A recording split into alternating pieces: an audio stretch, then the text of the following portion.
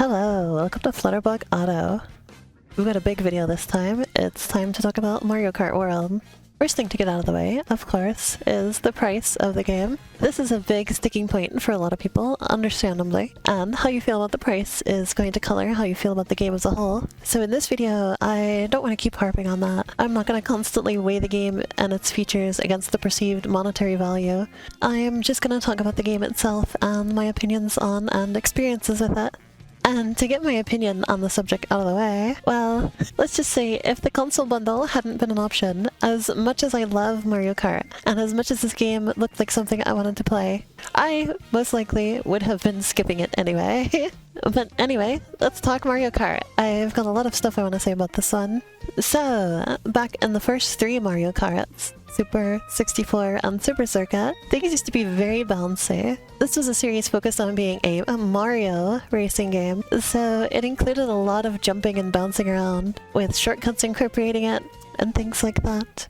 Mario Kart went on to become very, very successful, spawning a whole genre of copycats, and the series itself began to become less about Mario racing and more about being a kart racer, with like Double Dash completely eschewing jumps altogether in favor of focusing on drifting. And this never changed. Every subsequent game also just focused on drifting, with jumping becoming a vestigial mechanic, just the thing that precedes a drift, essentially. And like, don't get me wrong, I enjoy all of the games post Double Dash, and I enjoy the evolutions to the series that occurred, but the first three games have always been my favorites, and I am so overjoyed to have a Mario Kart game again. It feels like a Mario Kart game. I think it does it even better than the first three games do. The other games are, well, they're outdated. No two ways about that. There have been so many improvements to the formula over the years, and while I still enjoy the particular feeling of them, they're old. I especially feel that now with this game, with the absolutely incredible physicality of it.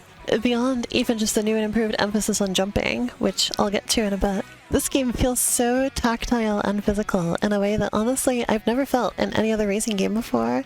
While playing, I realized that part of the reason I was picking up on such physicality was the new HD Rumble. It's capable of way more subtle sensations than the Switch One's HD Rumble. Like, it really feels like the carts are clacking together when they bump into each other. It's so wild. It's also sold really well by the movement and animation of the carts as well. As they move and tilt and tumble, it feels, as mentioned, incredibly tactile and satisfying. The tiltiness and squash and stretch of the carts is so exaggerated and cartoony, making it quite a bit less realistic than the collisions in Mario Kart 8, but it feels so much better, which really makes a good example for how realism isn't the end-all be-all of video game presentation. Personally, I think the way a game feels is more important than how real it is. And this game feels so much more physical via its cartoony exaggeration than any other racing game I've ever played. Getting hit by items or bumping into oncoming traffic doesn't even feel annoying or frustrating like it used to, because when you start tumbling over, it feels so satisfying. It's especially fun when you get knocked into the air by something and end up falling and bouncing off of someone else's head. That's amazing, and I love it so much. So yeah, like, before any other changes and additions, the absolute physicality of the game immediately makes it feel so much better to play than previous games, and, dare I say, downright immersive, which is never something I would have called Mario Kart before this. Like, fun and entertaining, sure, but I have never felt immersed in Mario Kart before. The world itself adds well, of course, the way everything is all connected and how you can see other tracks off in the distance in the background, the long stretches between them where you watch the landscape seamlessly change as you go. No other game I've ever played has ever quite captured that road trip type of feeling like that, except for maybe Cruisin' USA, and I've got a video planned on the Cruisin' series I'll be doing at some point, by the way. This game does it even better than Cruisin', I think. The music, the outfit choices, the kart designs, They all have this really fun and adorable retro Americana vibe. The choice to use so much harmonica in the soundtrack, starting the game off in an environment directly based on the American Southwest. Lots of 1950s vibes, especially on some of Peach's outfits and on this one cart. The plush buggy, which is extremely 1950s sedan coded. And also the Blastronaut 3 fits in with that, with its very cute and fun retro-futurist design. And like, a lot of the carts feel really rough and tumble, based on rally racing or off-roading or drag racing. Even some that are just the types of bikes and such you'd expect to see people go cruising down the highway on, which is extremely perfect for this game. The new rough and tumble nature is exemplified by the new standard cart, which now, instead of being made to look like strictly a slick racing on paved surfaces focused vehicle, now looks prepared for any terrain. It's so cute and I love it. It has such a nice design. It doesn't even feel like a basic default anymore. Like, it doesn't feel like the cart that you skip over to pick something more interesting. It's got its own enjoyable design. In general, the vehicle lineup here is incredibly stellar compared to Mario Kart 8. I was never the most fond of that game's vehicle lineup, and I desperately wanted them to add more options with the booster pass, but alas, it was not to be. Like, the way this game does its vehicles is so much better. You don't have weird gimmick carts where the design feels a bit shoehorned, pun intended, in the case of the sneaker. Like, in World, you have carts that feel like a vehicle made to look like something else, whereas in 8, it's more like they took an object and made it into a cart. A minor distinction, but an important one, I think. They also didn't really do carts where they just kind of feel like a real car scaled down and made it into a cart, which was literally the case for a few of them. Just like in the way the game is animated, these cutesy, cartoony little car designs actually feel more real than the rigidly realistic designs of 8. It's kind of like how Hot Wheels designs work. Hot Wheels are not just scaled down cars, their proportions are actually quite a bit exaggerated, and it actually makes them look more realistic at the smaller scale. I think these carts definitely feel a lot like Hot Wheels. They also benefit, of course, from the lack of cart customization, so the wheels can be tailor-made for each vehicle and help bring the designs together. I don't miss the cart customization at all. My personal favorites among the vehicles include the Hot Rod, because just look at that. What a perfect little race car. I also get a kick out of the detail of the engine being shaped like a fire flower. The plush buggy, as I mentioned, with its very cutesy and cartoony 1950s or 60s convertible design. In specific, it looks like a little pink Cadillac. I love it. The Chargin' Truck and the Tiny Titan are both great in the same way as each other, both incredibly adorable little off-roaders. Plus, also, the Tiny Titan is a great little callback to Famicom Grand Prix 2, and that game looks really cute as well. I might have to check that one out sometime too. I also like that the Tiny Titan retains its Mario Kart Wii appearance, with the big oversized wheels when you go off-road. The Rally Kart, which I very enjoy for its, well, rally car vibes. It's just really cute and I enjoy it. Shoutouts to Little Dumpy as well. Best fucking name for a cart ever. And it's an adorable little toy truck too. Absolutely 10 out of 10 cart. And finally, the W-Twin Chopper, Waluigi's bike. And it's just cause, like, look at Waluigi in his biker outfit on this thing. He's perfect. I spent quite a while just watching him drive around on the title screen like this. He's so cool. Look at him cruising around. He's friends with everyone. Look, he's giving them little greetings. He's so much fun. All of his animations are great. The way he doesn't really fit on anything is great. He's got a 1950s tough guy, greaser, bully type thing going on in this game, and it's so perfect. Like, I've always liked Waluigi, but this game is making me into an absolute Waluigi fangirl. That said, I totally wear it better. I've never really done cosplay before, but I may have to start with this biker outfit. So anyway, back on the topic of the bike. I love that it says Luigi tires on it, like most of the vehicles in the game, but with a little wah scribbled next to it. That's such an incredibly fun little detail. This game is so full of fun details in both presentation and gameplay. And you know what? Let's talk about that next. Let's talk about the little stuff I like in this game. There's a lot more large-scale things I like about this game as well, but I think it'd be fun to get into some smaller things first. Firstly, I once again really like the new improved HD rumble. Whenever something large is moving nearby you, like a boulder or a large animal, you can feel it shaking the ground a little bit, and it's so cool. I also like that you don't die instantly in lava. You just start bouncing around like Super Mario 64 while you slowly sink into it. But if you're going fast enough, you'll go into boat mode and just surf right over it. It's so much fun. And speaking of boat mode, one of my very favorite little things is that in the new water sections, you'll often end up dipping under the water a bit and then pop back out. And in the moment where you pop out, you can do a trick boost out of it. And I don't know, I just find it extremely satisfying every time. Also, like I mentioned earlier, crashing in this game actually manages to be really fun too. And I especially like the little detail that when you get clonked by something, your cart gets a little fucked up. Like the wheels get all wobbly and smoke comes out of it for a bit. It's so cute and fun. I also like the really over-the-top swervy overcorrection you do when coming out of a spin out. Yet another little detail that really sells the physicality of the game. I like that the proportions of everything in the game feel a lot more natural. In previous Mario Kart games, everything was scaled up extremely huge. From buildings to cars to NPCs. In this game, everything feels a lot more realistically sized, which leads to the world in this game feeling actually big and not just artificially scaled up. Of course, if you get real close to certain things, they feel oversized still. Look at that bicycle. And look at Mario. He's just a little baby. But it's masked far better and used to a much more convincing degree most of the time. Like the cars driving down the road don't feel like massive hulking things compared to you. Unless it's a big truck, which should feel big after all. I love the return of onomatopoeia, like from Mario Kart 64 on certain effects, notably the bombs and blue shells. That's really fun and a welcome return. I do wish they'd brought back Poomp though. Mario Kart deserves to Poomp once again. Speaking of the blue shell, I love what an absolute fuck you in particular item it is in this game. You throw that damn thing with such malicious intent. In general, the items are all in top form in this game. They all look great and sound great and work great. And I particularly enjoy the grand return of the feather from Super Mario Kart. The feather first returned in Mario Kart 8 Deluxe, where it was relegated only to battle mode. And then again in Tour with the same restriction. I always wondered why they kept it to just battle mode. I figured it must just be because it doesn't work very well for regular races. And boy was I wrong. The feather is an absolute standout in this game. I think this is the best it's ever been, and the most useful it's ever felt.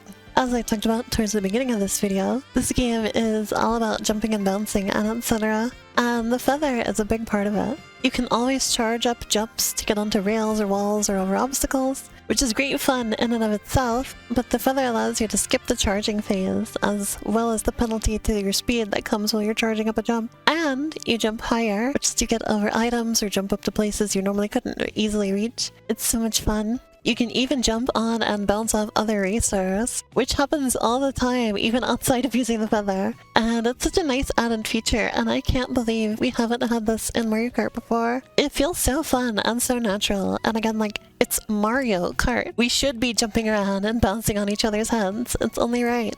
In Mario Kart 8, doing directional tricks was kind of like a secret mechanic, not emphasized nor properly pointed out by the game, but here it's completely beefed up and made into an entire integral game mechanic, and it's especially useful in flying, where it turns into basically like a barrel roll that you can do to more sharply maneuver in midair, and it works really well. In general, the wall jumping and rail grinding and everything is so much fun, and you can do some wild combos bouncing off of things one after the other in some places, either intentionally or inadvertently. And either way, I have a great time every time I pull off something crazy. Everything is so dynamic, and the game does an absolutely phenomenal job of keeping the pack together, especially since there's so many racers at a time. When you fall back from first, you always feel like you're properly in a competition and everyone is all bunched up together and bouncing off of each other and causing other chaos with items. And even when you begin to pull ahead in the first place, there's always at least one rival who will be there to keep you on your toes. I know a lot of people mourn the loss of 200cc, but honestly with balancing this good, I don't mind its absence at all. This is something all kinds of racing games struggle with, keeping the race feeling competitive and alive the whole way through. And this game nails it in a way I seldom see any others do. Online it's the same thing, if not even better. Nobody pulls out super far ahead, nobody falls extremely far behind, and in the middle you have supremely chaotic and nail-biting action to the last second of every race. It's anyone's game, and it's so exciting and silly every time. And all of this adds up to make Knockout Tour the highlight of this game for me. Everything is set up to make that mode feel absolutely amazing. Some of the most white-knuckle, heart-pounding, action-packed racing I've ever experienced. The sensation of trying extremely hard to manage to stay in towards the end of a section in a Knockout Tour, only to just barely sneak in at the last moment, absolutely never gets old. And I also just really enjoy how the race has just a constant flow to it. No stops, no interruptions, just pure racing. Absolutely divine. And once again, let's all pour one out for Stampede Racing Royale. Oh, and before I move on to other stuff, I just want to squeeze in mentioning the food mechanic because I absolutely adore it. I mentioned in my pre-release video on this game that it really adds a lot to the overall road trip vibes. Functionally, it's just a reskin of the mushroom item and a way to unlock costumes, but the way it adds to the game aesthetically completely makes up for the simplistic nature of it, in my opinion. The little diners and food trucks are always off to the side of the track, and it's so cute and fun, and sometimes a bit strategic too, of course, to go grab a snack during a race. Although, it is a little strange how they eat the whole thing in one bite. Plates and packages and all, like they're the hungry pumpkin. Alright, and now, before we talk about the free roam mode and the game's big grand finale, let's talk about the tracks and the game's visuals. In the visual department, this game is nothing short of stunning. The lighting is absolutely gorgeous. I never get tired of looking at this game's skies. They're so beautiful, and the way the sunlight reflects off the water, things like that. An absolute pleasure to behold. Like, just look at this. I don't even gotta say anything. It's so fucking good looking. The game is so full of fun and just absolutely gorgeous color choices. Standouts for me were Bowser's Castle and Dry Bones Burnout, the latter of which has these gorgeous reds and purples, and it's just, it looks so good I want to taste it. The game is so packed full of detail. Honestly, they did it. They completely outdid Mario Kart 8. Which I always thought was an incredibly detailed and stunning game to look at as well. The level of detail and care put into everything here is off the charts. It's like if the detailed backgrounds in Mario Kart 8 were fully fleshed out locations you could drive in. Next I want to highlight 3 standout tracks I enjoyed. All 3 returning tracks from previous games that I think were executed particularly well. First we have Toad's Factory from Mario Kart Wii. Longtime fan favorite, long overdue for a return to the series. And they did it so much justice. It looks fantastic, and it's full of so much fun new detail, like how you can actually see what's being made in the factory. It's so lovely, it's such a fun chorus. Next up we have Mario Circuit, which I think does the most justice to SNES tracks that I've ever seen in this series. It's just a perfect recreation of the first 3 Mario Circuit tracks, and fully leans into them being realistic little go-kart tracks, complete with having little garages and just a general realistic kart racing vibe. Like, I know a lot of people think the old tracks being flat makes them boring or uninteresting. I see a lot of dismissal of Super Mario Kart and Super Circuit tracks from that angle, but here the flatness is done perfectly and naturally, and it's so wonderful. It's also so nice to have these tracks be part of a greater world instead of just being in the nondescript Mario void, as they have often appeared in the past. They have such an improved sense of place without compromising their original nature. Absolutely perfectly executed in my opinion. Last but not least, I want to highlight Peach Beach from Double Dash. This one I really enjoyed for its expansion compared to its original version. Here Lap 1 is the original track layout, with an added extra extension for laps 2 and 3, exploring areas behind the original track, and kind of similar to how they did Calamari Desert in the Mario Kart 8 Deluxe DLC. I really enjoy it, and it made a previously kind of small and simple track into something much bigger, and it's a lot of fun. I pretty much like all of the tracks in the game. Everything is an absolute treat, and I could go on and on about all of them, and maybe I will. Please let me know in the comments if you would like to see me do a video just talking about all of the individual tracks. I also really enjoyed the new intermission sections where you drive between courses. There's so much variety there, and the focus on traffic keeps everything really dynamic and interesting. Traffic has been part of many Mario Kart games, but this one really cranks it up, and traffic is just sort of a constant throughout the game. There's all sorts of variety to the cars, and some really fun interactions with them, like the classic ramps, and also now cannons. And it's so detailed now too, like you can find Toads driving up and parking at diners, or sometimes just some insane Koopa driving through the desert for some reason.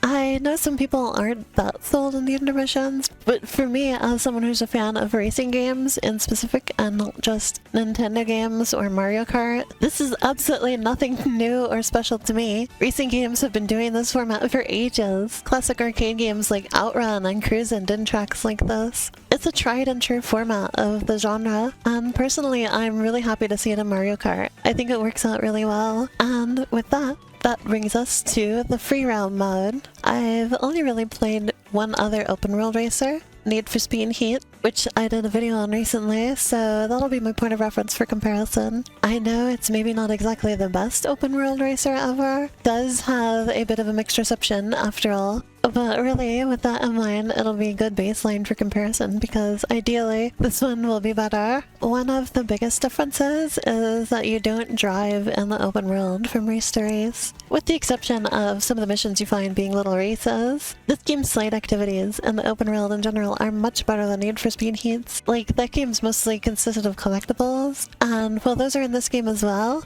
they feel much more interesting because you have to actually make use of the game's mechanics to reach them. Whereas in Need for Speed, you just drove up to them and collected them. On the whole, the vehicles in this game more or less have parity with one another. Of course, certain carts are going to have different stats, but they differ from each other very little compared to the cars in Need for Speed. So none of the missions require you to just upgrade your vehicle. They all just require use of the game's mechanics, and they feel a lot better to me as a result. There's not very much in the way of incentive to any of the missions or collectibles. You always get the same reward, stickers. There's no upgrades or progression to be had, but like, honestly, I really like the approach this game has to an open world. It's treated largely as just a big playground, and it works really, really well for that, in my opinion. Things exist in this world just for the sake of it, with no progression incentives or anything. They're just there because it's fun or to add liveliness to the world. Like the big vehicles you can get into and drive around for a bit. There's not really a point to them, but they're fun. And that's all they need, really. And the world feels so alive, too. All the NPCs walking around and things going on. Like finding other kart drivers going for little races on the tracks. It's one of the liveliest open worlds I've ever seen. And this is the right game to introduce free roam in, with its increased focus on movement options. It's the perfect game to benefit from having a big playground to run around and enjoy. And don't sleep on doing multiplayer in free roam either. It's surprisingly fun to just drive around with friends, just doink around and do whatever. Or unstructured play can be really fun, even as a grown-up. It reminds me strongly of time I spent at a neighbor kid's house when I was like 9 years old, and we'd play the Italian Job on the PS2. I don't think we ever actually properly played the game, we just drive around and mess around. Free roam makes you feel like a kid again, basically. It's an often underappreciated thing that games can do, I think. It's just giving you a fun place to just exist in and play around in. And this game does that better than pretty much anything else I've ever played. I'm a huge fan. It's just a big, beautiful world to enjoy the joys of driving in. And speaking of beautiful, the last but certainly not least thing I have to talk about is the game's Rainbow Road. And just, wow, what a doozy. I think this Rainbow Road is the biggest, most impressive spectacle I've ever experienced in a game. They completely outdid themselves. I can't even quite explain why, but like, at the time of writing this, I've played it a total of twice. Once on the day the game came out, and once to record footage for this video. And like, both times it started making me tear up. Like, I don't know, it just felt so special and cool and amazing. From the experience leading up to it with the big gate opening up, to the big finale where you see the whole world down underneath you. Man, it's just so cool. I feel like I was especially impressed because I feel like, hot take, Mario Kart 8's Rainbow Road is the worst in the series. Like, it just completely and catastrophically fails to capture the vibe of Rainbow Road. Like, Rainbow Road is supposed to be a magical, whimsical grand finale to the game, and 8's Rainbow Road is just, it's a space station. It's got the same somewhat realistic style of the entire game, and like, it's a nice track. If it was just a space station track, I think it'd be cool, but since it's trying to be Rainbow Road, I think it completely misses the mark. And to really drive the point home, this game's Rainbow Road also has a space station section, and it manages to feel a lot more spectacular and magical. Like the way you fly there, and how it's revealed from the clouds and everything. It's just really, really cool. Completely redeemed the space station Rainbow Road concept for me. Plus also, there's this weird magical land in the sky with fucking eagles flying around and the Lumas from Mario Galaxy. No idea what the fuck this is, but it's incredible and I just about lost my mind the first time I saw it. I love it. But yeah, it's absolutely the biggest, most spectacular grand finale I've ever experienced in a video game, racing or otherwise, and I still haven't gotten over it. Perhaps I never will. So anyway, that's the bulk of my thoughts on Mario Kart World. I had a great time, if you couldn't tell. The Mario Kart world is a beautiful world, and I love spending time in it. And like I mentioned a bit ago, definitely let me know in the comments if you'd like to see me do some more videos where I go over things a bit more granularly. I'd love to talk more in depth about the tracks or the vehicles or the missions, stuff like that. But that's all for now. Hope you'll be looking forward to the racing content I've got coming up in the near future, and I'll see you soon. Actually, there's not a single reference to the best Mario Kart Super Circuit in the entire game. Not a single track, not a single reference, nothing. Just some songs, but there's songs from every Mario game in the game, so that doesn't mean anything. So I take it all back. 0 out of 10 game. Worst game I